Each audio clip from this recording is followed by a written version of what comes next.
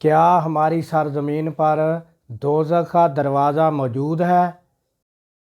اگر ہماری سرزمین پر دوزخ کا دروازہ واقعی موجود ہے تو وہ کہاں پر موجود ہے؟ حقائق کیا ہیں؟ یہ سب جاننے کی کوشش کرتے ہیں۔ السلام علیکم ناظرین و سامعین، میں ہوں عبدالغفار۔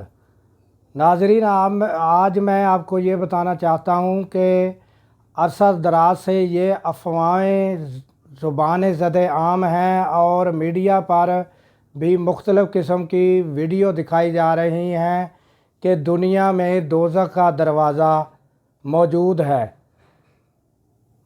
اس کے حقائق کیا ہیں اور یہ افواہیں کس طرح پھیلیں، آج ہم اس کا باغور جائزہ لیتے ہیں اور اصل حقائق تک پہنچنے کی کوشش کرتے ہیں۔ ناظرین، یہ دوزخ کا دروازہ جسے کہا جاتا ہے وہ ترکمانستان کے صوبہ آخان کے گاؤں دروازہ میں 1971 میں قدرتی ذخائر دریافت ہوئے۔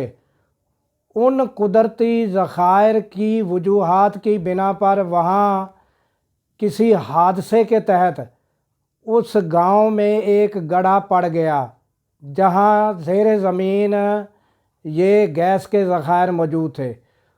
اس وجہ سے اس گڑھے میں سے گیس کا اخراج شروع ہو گیا اور اس گیس کے اخراج کے شروع ہونے کی وجہ سے وہاں کے جو ماہرین تھے یعنی کہ ماہرین ارضیات، انہوں نے یہ سوچا کہ یہ گیس ہماری آب و ہوا اور ارد گرد کے لیے خطرناک ثابت ہوگی، تو انہوں نے اس کو جلانے کا فیصلہ کیا اور وہاں انہوں نے اسے آگ لگا دی۔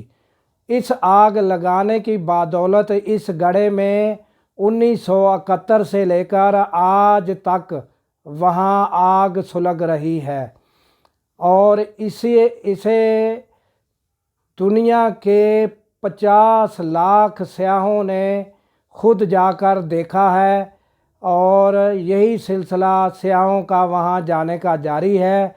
اس کی بدولت مختلف قسم کی افواہیں زبان زد عام ہیں اور یوٹیوب چینل، مختلف چینل پر اس کی ویڈیو بھی بنائی گئی ہیں اور لوگوں نے اس پر مختلف آراء بھی قائم کی ہیں، اور جو مستند آراء یا جسے مستند حقائق کہا جائے وہ یہی ہیں۔ اور ترکمانستان کے جو صدر ہیں قربان قلی بردی نے یہ احکامات جاری کیے ہیں کہ اس گڑھے کو بند کر دیا جائے، کیونکہ انہوں نے اپنے ماہرین سے صلاح مشورے کے بعد یہی فیصلہ کیا ہوگا، کیونکہ دہکتی آگ کی وجہ سے بھی ارد گرد کا ماحول جو ہے وہ خطرناک صورتحال اختیار کر گیا ہوگا، جس وجہ سے انہوں نے یہ احکامات جاری کیے ہیں۔